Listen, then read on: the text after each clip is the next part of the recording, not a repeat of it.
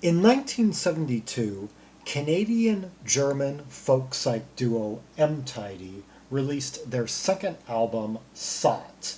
And from it, there's a track that, while musically great, does have one cringy lyric on the chorus that kind of debases it somewhat. So, just to have you forewarned, the track is Walkin' in the Park. And no, it is not the Graham Bond song.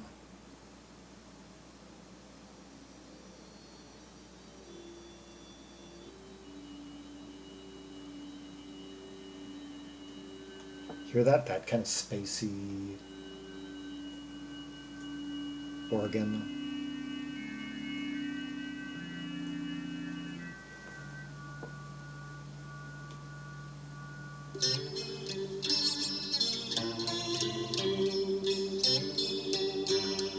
Kind of liquidy, echoey guitar.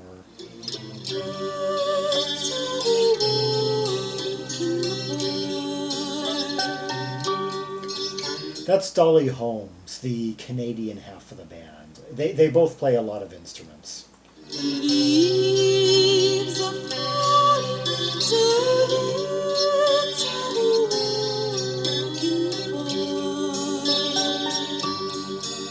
She plays spinet, an electric spinet, as well as electric organ, and a whole bunch of keyboards, yeah.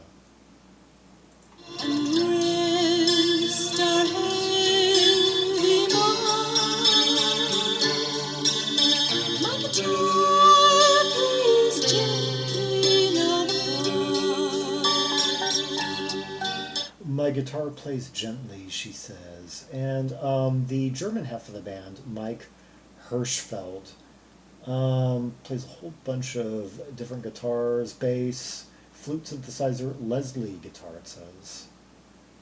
I'm hearing...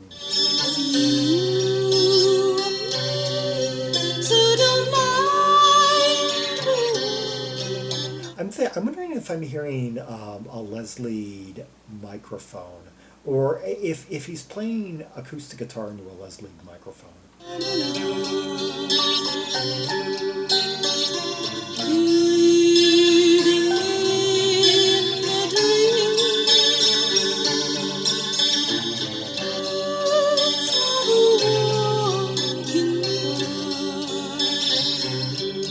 Hits a real high octave pretty well.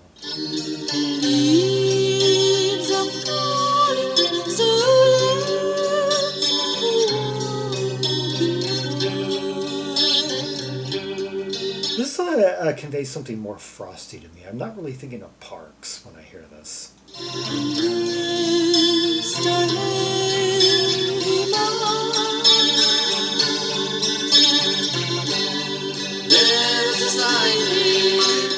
I'm warning you.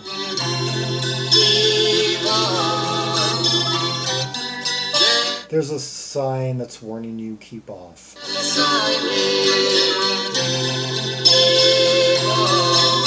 There's a sign here, keep off.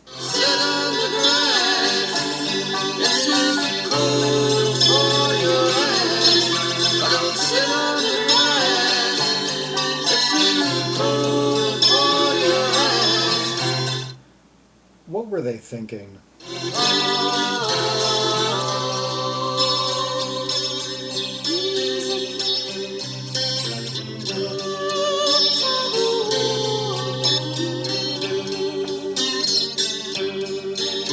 Okay, all that sound, all that liquidy, lucid sound.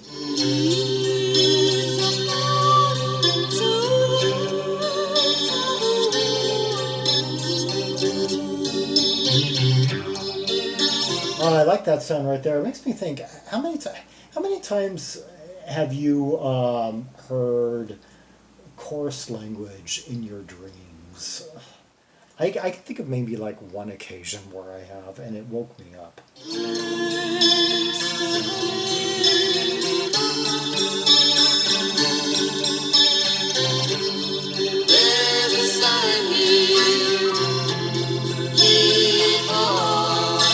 I wonder what may have inspired these lyrics. It's like they're frolicking in a park or in an area of a park where I guess they're not supposed to.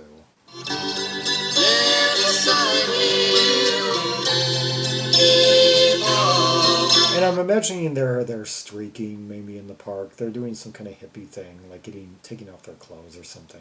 Sit on the grass, it's too cold for your ass. There have been quite a few complaints about this chorus, saying that it ruins what would otherwise be a great track. Sit on the grass, it's too cold for your ass.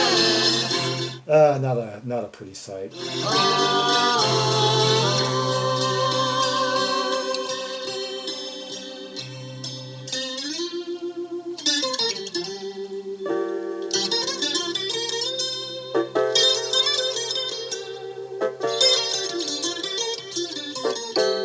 Well, I like that little electric piano in there, though. I'm wondering what, if I turn on the review section of Discogs. Oh yeah, people making comparisons with the other. No one's commented in a while. I remember. It's been like 10 years really since I've given this any attention, and I remember on Rate Your Music at the time. I think there were at least two commenters that scrolling the review section. They're just making boring comparisons. Maybe those people removed that whole. I remember there were several reviews that specifically complained about that lyric, and they all seem to be gone now. Huh.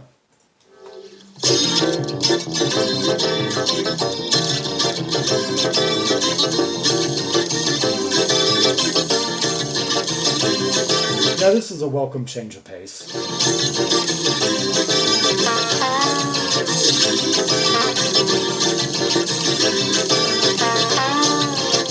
Okay, what I'm really liking about this section right here is that bass line, and that is by Maik Hirschfeldt. Yeah.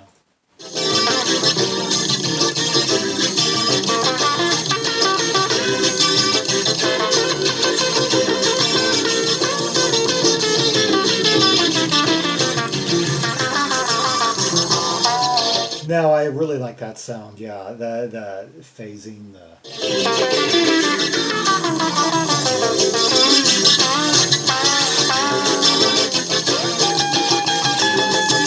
sounds like a bit of slow enveloping.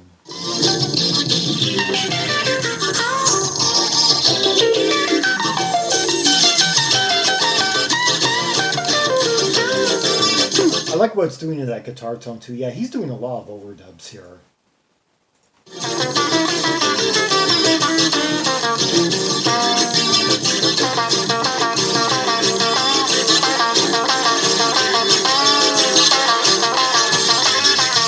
Quite rhythmic for a track that where the only percussion seems to be a tambourine. Yeah.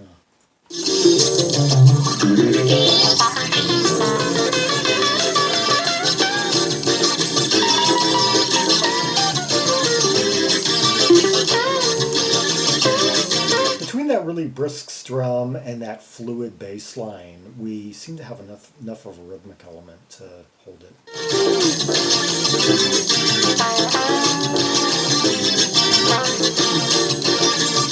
Okay, how many layers really am I hearing right here? I'm hearing that Leslied, those Leslied chords. I'm hearing that bass line. I'm hearing that thin, kind of slowly enveloped lead. I'm hearing that tambourine.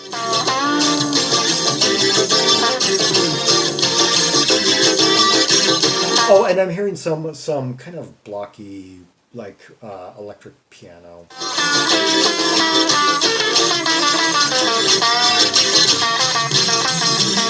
Yeah, da na na na na na na na na like.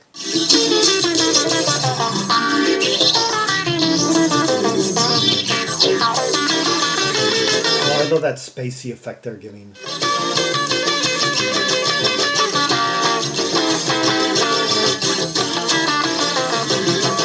Yeah, but between that lead and then that bass line, yeah, really is really what's doing it here.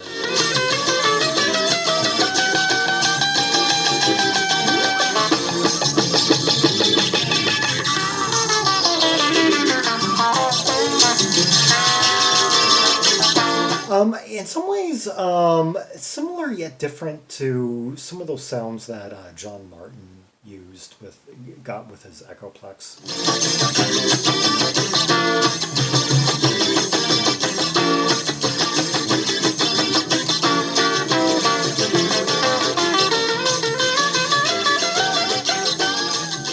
Basically, just G minor.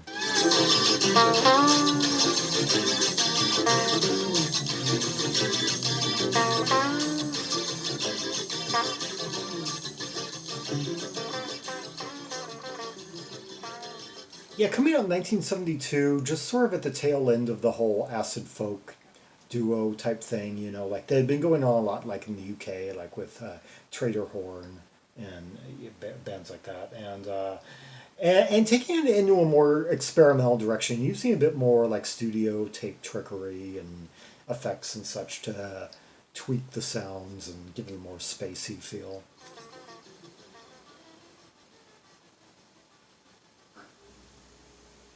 Yeah, that was Emtidi with Walking in the Park from their 1972 second of two albums, Saat. Yeah, very eclectic pair of multi-instrumentalists there. And produced by Rolf-Ulrich Kaiser, who around the same time he was working with Sir and Westrup, yeah, prolific like acid folk German band around that time. Oh, and the first Holderlin album, when they were a bit more folksy, they ultimately went more in the symphonic direction, and the first few albums by Ashra Temple. Okay, I'm saying, oh, and that album by Brossel Machine. Yeah, I'm seeing a theme here. Yeah, so he basically worked with every single German acid folk artist, and then I guess and then the credits dry up around 1974. He produces some of those Cosmic Jokers albums. Oh, and the second Wallenstein album. That being perhaps the biggest outlier from what I'm seeing here. And Tangerine Dreams ate him. Yeah, they're fourth. Yeah. Anyway, for more Rubies and Sapphires from the Emtidi album, see the directory of albums by German artists linked in the description below. For Red Hot Tracks and Purples from, well, all the bands I just mentioned, because, yeah, they're all there. Over 1,100 titles, and all across the musical spectrum, from acid, folk-psych, and space rock to electronic to symphonic and hard rock to New Deutsch Welle, and a whole lot more, yeah. Like and subscribe, follow me on social media, share the video, and leave a comment if there are any observations you have about the track we just heard, the intensity of that second section, the trickery that was employed, the effects. Yeah, what do you think of those? What stood out to you? And as well as the earlier section, and the lyric notwithstanding. Yeah, and any observations you might have about that. And until next time, this is Zaragon, the world's most ear-traveled drum maximalist, signing off.